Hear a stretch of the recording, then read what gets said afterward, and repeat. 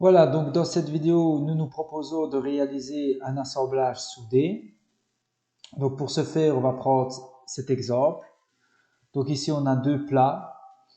Un plat où on aura trois trous taraudés et un plat où on aura un seul trou où on va venir souder un écrou.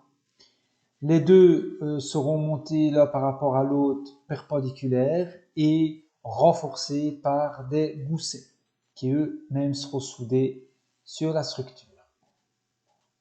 Voilà, donc nous allons réaliser d'abord l'assemblage des deux plats. Pour ce faire, nous allons aller dans Fichier, Nouveau, et on va aller assembler, donc on va aller dans Standard IAM. On fait Créer. Voilà, donc on clique sur Placer. On va aller chercher nos pièces, donc le gousset, Ouvrir. Il nous en faut deux, donc on positionne les deux. Voilà, et on fait Escape sur le clavier. On va alors placer les deux plats. Donc, plat support avec trois trous taraudés et la plaque support taraudée. On va prendre les deux, ouvrir d'abord celle-ci. Voilà. Et puis, on va aller ouvrir la suivante. Voilà. OK. Donc, on va aller dans rotation libre pour pouvoir déplacer celle-là et la mettre plus ou moins dans le bon sens. Voilà. Alors, on va dans contrainte, on va lui dire qu'on aimerait bien que le bas, la face ici, soit avec ceci. Voilà. On fait OK. Contrainte, on choisit maintenant cette face-ci qui doit affleurer avec cette face-là. Donc, vous prenez affleurement ici. Voilà. Voilà, on fait appliquer. Comme ça, on n'a pas besoin de sortir de la fenêtre. Et alors, pour terminer, on va lui dire ici, voilà, on va se mettre dans une vue qui nous intéresse. On va faire annuler ici. On va simplement déplacer un petit peu légèrement pour nous faciliter la vie afin de choisir cette fois-ci l'arête et plus une face, mais seulement l'arête qui correspond avec cette arête-là. Voilà. Et on fait OK. Voilà. Donc, si je déplace le gousset en attendant, voilà ce que j'ai par rapport au plan. Voilà. J'ai ceci. Maintenant, on va mettre les deux goussets. Sachant que le gousset ici, et bien sûr celui-ci, sont par rapport au bord de la pièce ici, à 8 mm du bord. Donc on retourne ici. On va aller prendre le premier gousset. Voilà. On va dans rotation libre pour nous faciliter la vie et le mettre déjà dans plus ou moins dans le bon sens. Voilà. Alors ensuite, on prend orbite pour pouvoir aller accéder en dessous et on va lui dire la même chose que pour la pièce précédente. Hop, ceci, la face doit correspondre à cette face-là. On fait OK. On peut la bouger maintenant comme ceci. On va lui dire maintenant que cette face-ci correspond à cette face-ci. Voilà. On fait OK. Et le dernier, on va lui dire tout simplement que la face ici et la face là doivent affleurer dans un premier temps et dans décalage, on va lui mettre 8 mm. Voilà. Alors si jamais en mettant 8 mm ça va dans l'autre sens, n'oubliez pas qu'il suffit de mettre un moins devant le 8. Voilà. On fait la même chose pour le gousset suivant, donc rotation libre afin de positionner plus ou moins et nous faciliter la vie. Voilà, on choisit ensuite dans contrainte ceci. Voilà. On lui dit cela. Voilà. On peut ensuite tourner légèrement pour lui dire la face ici qui correspond avec la face ici. Voilà. Et pour finir, ceci et ceci doivent affleurer et puis seulement décaler de 8. Voilà. Et on fait OK. Donc maintenant, on va positionner l'écrou. Donc pour cela, on va les regarder dans le plan. On voit qu'on a un écrou ici, d'accord, de norme ISO 4032 et c'est un métrique 10 de dimension. Donc, qu'est-ce qu'on fait? On va ici dérouler dans Placer et on va aller dans le centre de contenu qui nous permet d'accéder à la bibliothèque d'Inventor.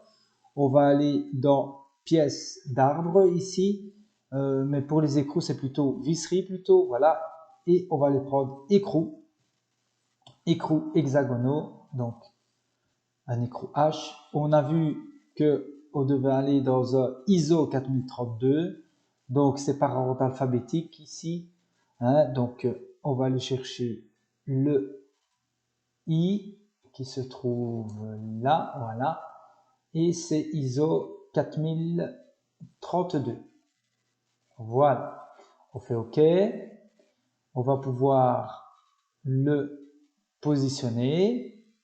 Et là, il va nous demander le métrique comme le métrique 10 et on doit aller dans personnaliser. Ça va, n'oubliez pas de faire personnaliser pour qu'il puisse l'enregistrer et le garder donc en mémoire. OK, moi je lui dis enregistrer et voilà mon écrou. D'accord? Alors, on fait contrainte. Tout simplement, on va lui dire que l'axe ici correspond à l'axe ici. Voilà, on fait OK. On peut bouger maintenant l'écrou comme ceci. On va essayer d'aller, voilà, dans une vue qui nous permet d'accéder à la face. Et dans contrainte, on lui dit que la face ici doit correspondre à la face ici. Voilà, et votre écrou est maintenant positionné. Donc maintenant, nous venons de finir la pièce au niveau de l'assemblage. Il faut passer en mode soudure. Donc pour ce faire, il faut déjà enregistrer ici. Donc on va l'enregistrer. Hein, voilà, on va l'enregistrer. On va l'appeler assemblage soudé. Et on enregistre. Voilà. Maintenant, on doit passer dans un autre système, puisque ici c'est un système assemblage, on va devoir aller dans un système soudure. Donc pour cela, il faudra faire fichier nouveau et vous devez aller dans construction soudée. Voilà, pour avoir toutes les options de soudure. Donc on va créer. Donc voilà, à ce moment-là, on va placer notre pièce afin de pouvoir la souder. Donc pour ça, vous allez aller dans placer ici, donc assembler, placer, voilà, donc placer, et on va aller chercher l'assemblage soudé qu'on vient d'assembler. On fait ouvrir et on le positionne.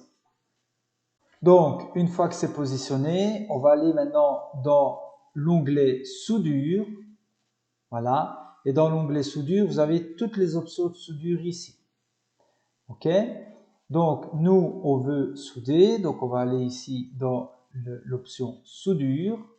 Voilà. Et apparaît alors les différentes soudures, soit des congés, soit des bords, etc., etc. Donc, nous, on va choisir l'option congé. Donc, on choisit en cliquant dessus. Vous avez une fenêtre qui apparaît. Vous devez ici sélectionner l'épaisseur du cordon. Donc nous, puisque entre la face du gousset et la face de la pièce inférieure, on a 8 mm, ben, on va faire au maximum un cordon de 8 mm par 8. Donc ici, dans le numéro 1, vous devez choisir une face qui va recevoir la soudure, donc on va dire c'est celle-ci, et l'autre face qui va recevoir l'autre soudure, voilà, et on a ceci et ceci. Si on fait OK, voilà, on a le premier cordon de soudure. Maintenant, nous devons faire la même chose pour la verticale, donc on va aller dans congé, 8 par 8, on va choisir cette face-là cette fois-ci. Et dans le 2, on va choisir cette face-là et cette face-là. Et on fait OK. Voilà.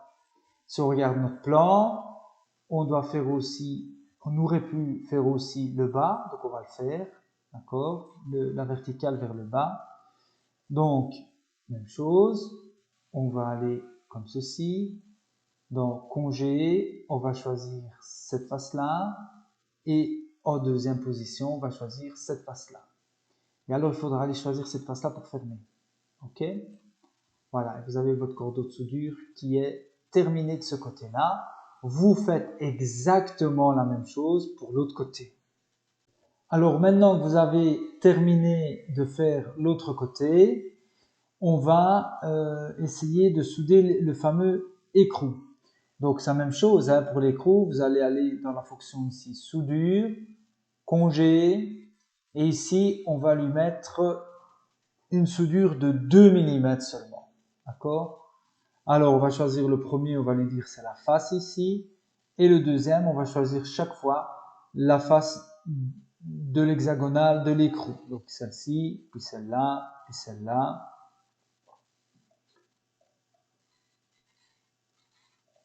Puis celle-ci.